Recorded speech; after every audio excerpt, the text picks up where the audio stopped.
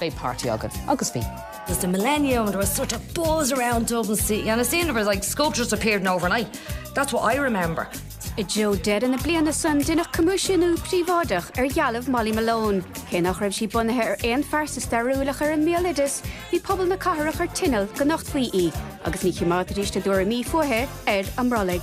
Absolutely fantastic. Slightly older. Is it because of her dress or? My son just mentioned that he could see everything. I think her face looks a bit sour, but I don't think it's her face that people will be looking at. What will they be looking at? I'll leave that to imagination. Míana rivisin thug bordas na catharach an cinenne go raibh lochan marsathe de dhí chráidí chonel, le amach Trevi Fountain beag dar go héanagan Champs-Élysées. Le harigad gan sa tíre gan nám, chuas a dangaháile duine de líon bheag severin na tíre, an rachmasí Michael Smurfit, a dheonnig an tarigad go flathúil don dógra. Bhí an Joanta seo tucha, agus Corriganani an tóir I món oibre. Tá sin an difriú. Ní dá gnearach muid sin aniu, agus peapan freisin go mbeadh muid. Níos cuairimí beidir faoi an gnó agus an rialtas a chóirt le chéile.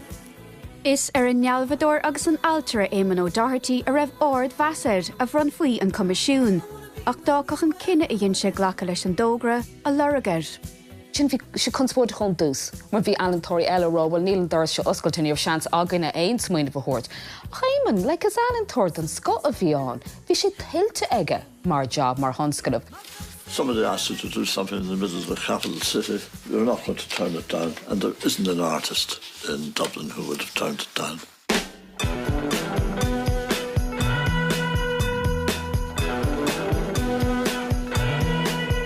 Well, she's all you'd ever want. She's the kind I'd like to flaunt and take to dinner.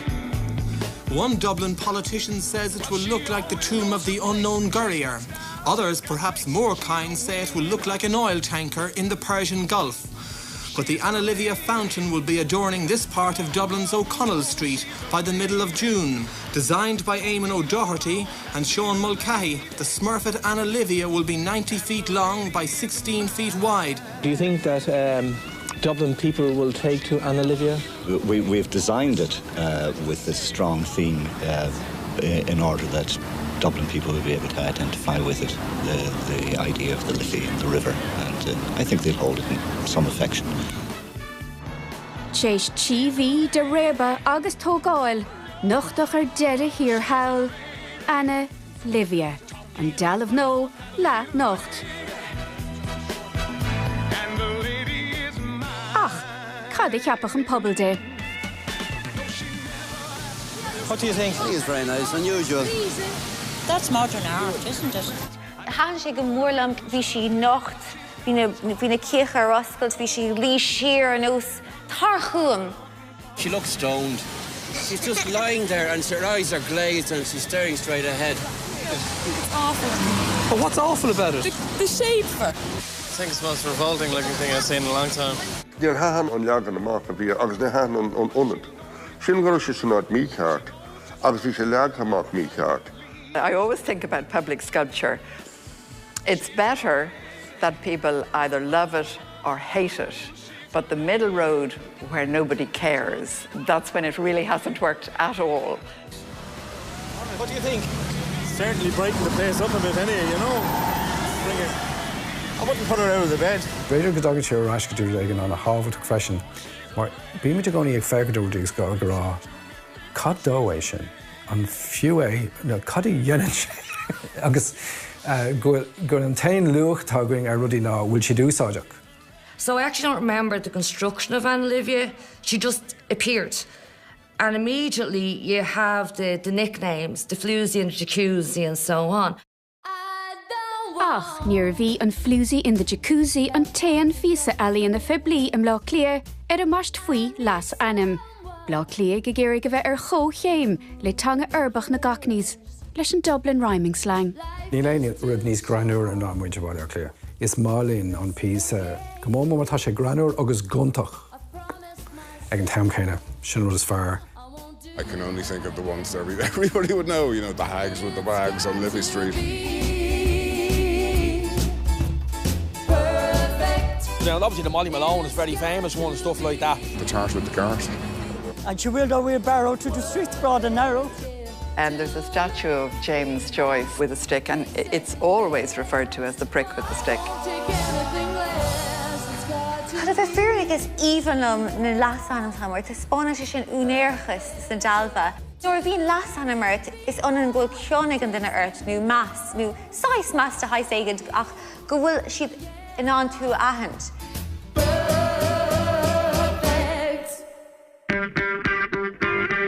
Chun fáib dar nói le Anna Livia ná go sí lonathe i grílóir na cáthraach agus a grílóir an crack. Yn malach fi si go das, fi físig éim an dardi go miocht daoine ag búile taobh leis Anna Livia, go miocht tusig misig sían chun caffé be agan.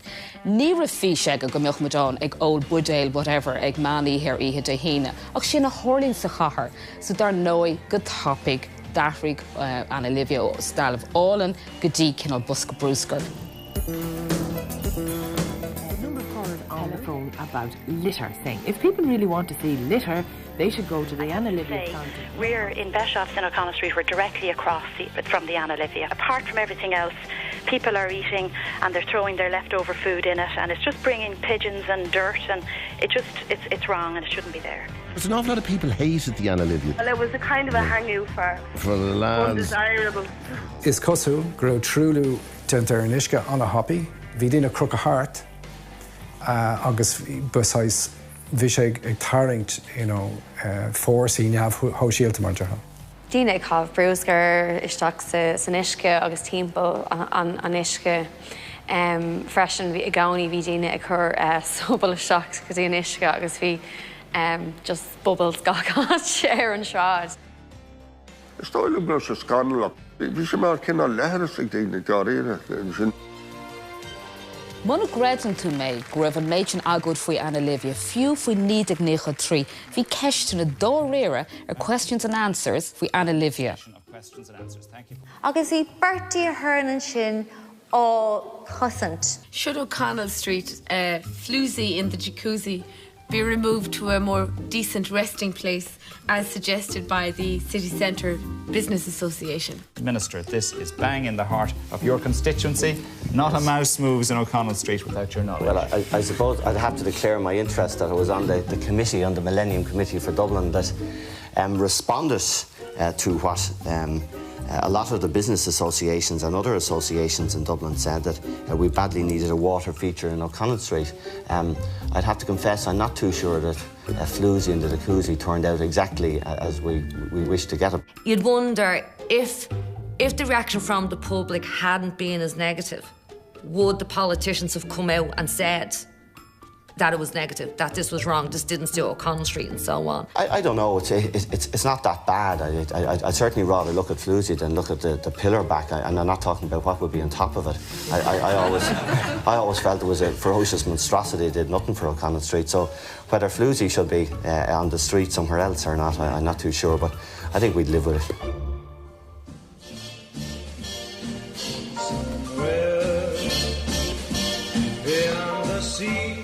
Ach níor bheith seo an chiaadúir a churach písa alína piblí ar shráidí chonel an irid sin an a bháarin.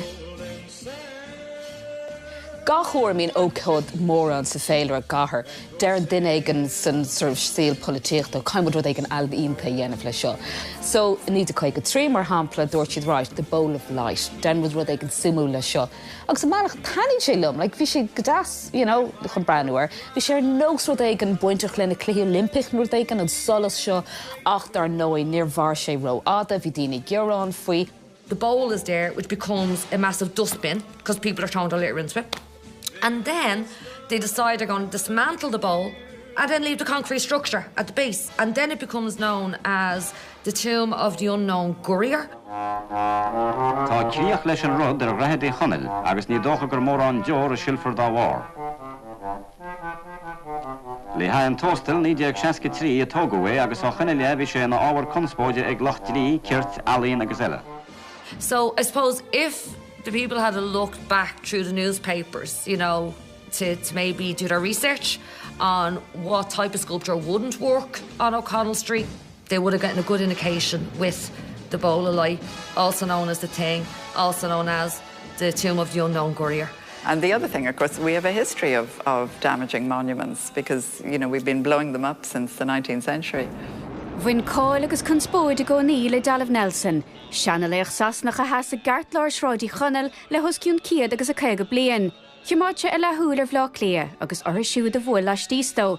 Nuair dhéon buam a poblachtánach dochar dámanta don chalún in 1966 is beagar híl sé gur bead arm na héireann a héadach ina smidiríní ar fad ar deire é. You know, it was almost inevitable that in 1966, because of its location, it would be targeted. Ach camera gur hahan an pillar lumps a goni be unad le casú a dine cinál lá unad na caharach. Ach ne hahan Nelson lumps. Vi brauner gur scritú an pillar an umlaid. Agus na néchadí ag luasca ló, ní bhachtóra le faibanna Anna Livia go fóil. Bhí si fós in na Knobsbarnig an Mordas agus ag loch trochtáil na caharach. Ach, Cenad a bhí fácéice. Saramach a part seinte. Má cheap séránig áthad clia gur bí Anna Livia an chud bevasad agad faibanna ag tachtans na sála ite in 1996 bhí feib isciúil eile ar tí pléasca. They have the third with the card, the Floozy did the queues, now we have the time with the smile. Roll on Dublin. An smaoine bhí taobh here don Millennium Clock ná go gárág sé sios go dtí an Millennium agus smaoine bh aní é sin. Ceann na ancha thugaildó ná wristwatch Anna Livia, mar bhí sé dúch timpeall an cúne. Initially, when I heard about it, I thought the Millennium Clock was a really, really clever idea, and it was something new in the city. The clock, by the way, Gay, is linked by radio to the atomic clock in rugby in England. Yes. It will rise and fall with the tide. It's 1 foot under the water and will always be 1 foot under the water. Agus bhí sé chomh siimplí agus galánta mar smaoineh. Breanann sé go háinn ach a ríist feibh. 0! There it is! Come on, the Millennium! Níos a vinnicí ná bhallart bhí an clog as isce ná féin isce. Tuis gan tachoirú agus an glána rialta a bhí riachtanach. Bhín cabadéil sa scéal nach ráthas ag sú leis. Tá angrágam sa den lifa a grág gachtain an lá cléad an lifa ach bíonn sé salach, right? So chur an clog seo bhí bra ar solas agus ar isce glán a chuirteach sa lifa é is dúchláin a bhíán. Rís an bhí méid siúil agus ag feic an seach sa ann le cáhfuil an clog le ceap mé gur sé ann agus ná bhí sé sin le scrista taréis le seach an nóléic and I was like, oh yeah, tá malacht Shadi Like at least Anna Livia was there for 14 years. It seemed that thing went in overnight and it was gone overnight. I mína saona ráhíle sa héan, curach de Floozy in the jacuzzi ar seachrán ó Shráidí chonel. Tréis na blianta bhíorin é bhaint. Ní hééis an tain dealamh a buine go maiile clia.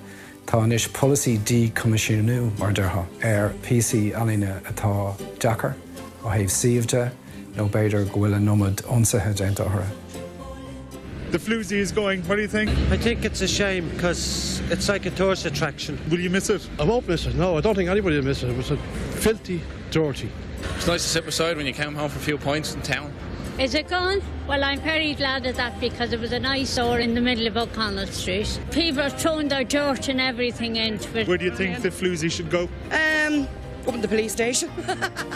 Bhí méid siúil a bhaile as go láháin agus just bhí sí imethe.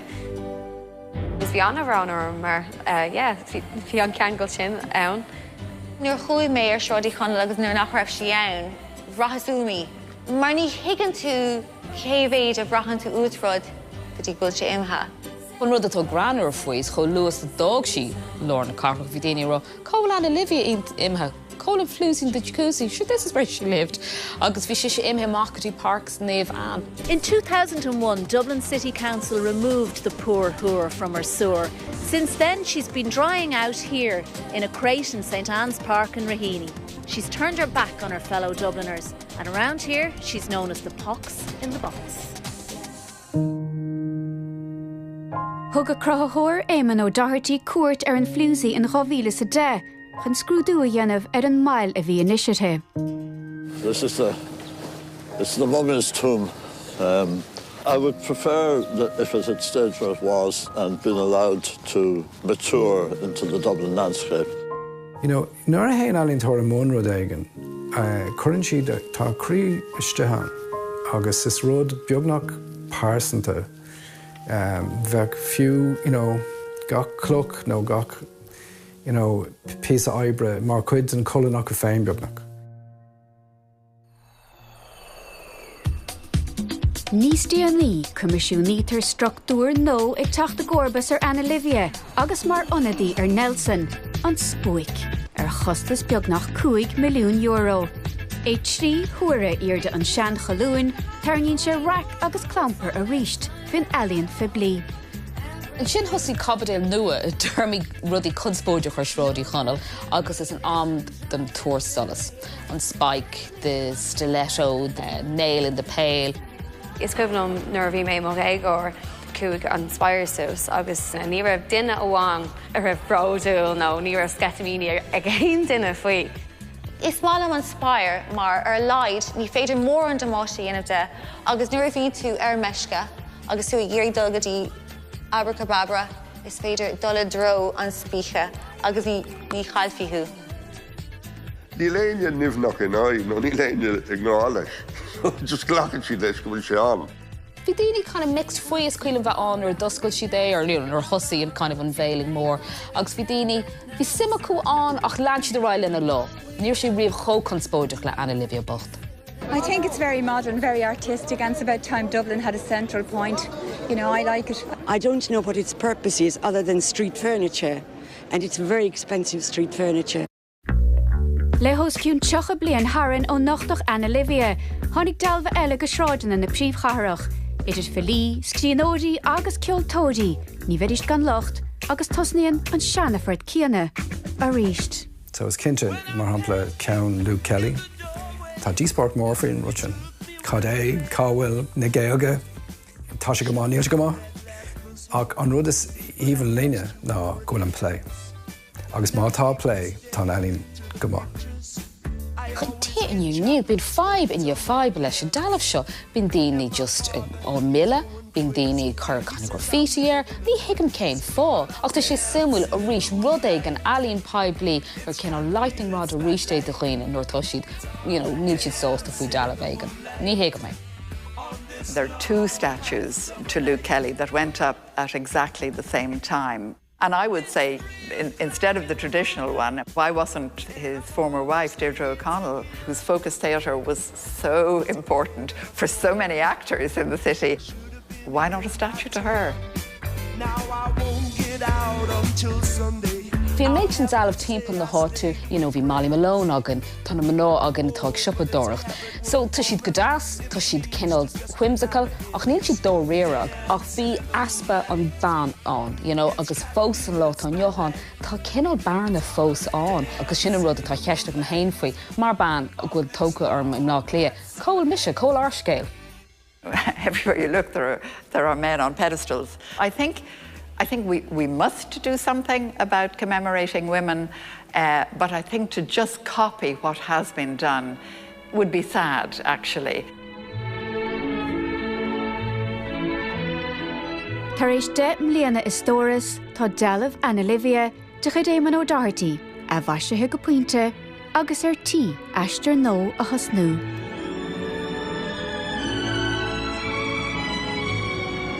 Brilliant day. It's a sort of a piece of performance art. I mean, it's a static piece of sculpture, but for the City Council to decide to do it this way, to reinstall it, I think it's a nice idea. Siúd léthe I measc siir na chainte ag snábhar chromchla in isce agus iar is slí chuna háit cónathe nó ar bhruach na lifa.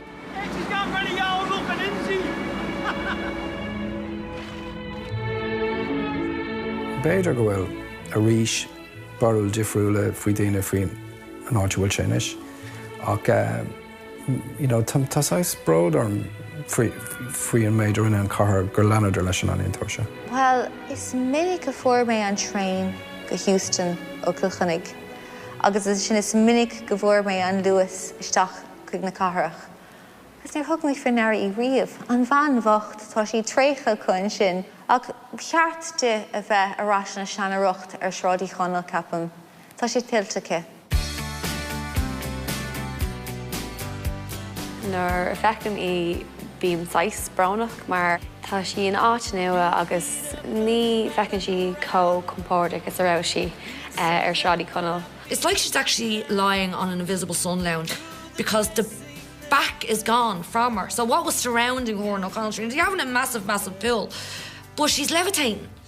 Beidir go sí níos uagnach an sin, no, beidir go bhfuil sé níos feardaí mar níl daoine ag cur seach orthaí.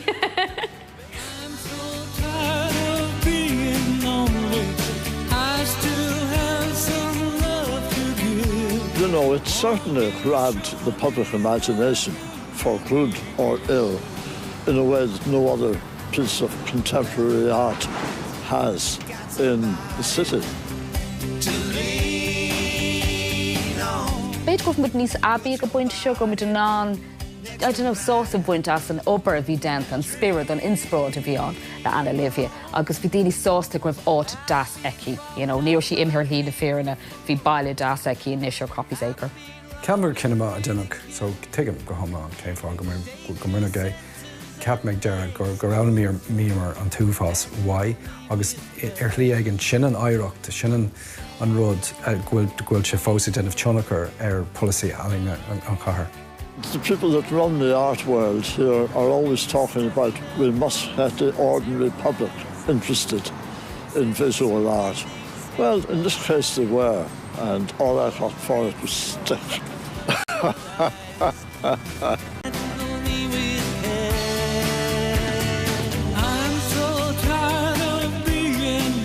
Agus má spéisleap níos mó scéalta scanlacha Isrú, cosúil an Gartlin Hindthór RTE. After the break, we're in Albert Square for EastEnders. Everybody got somebody to lean on. Put your body next to mine.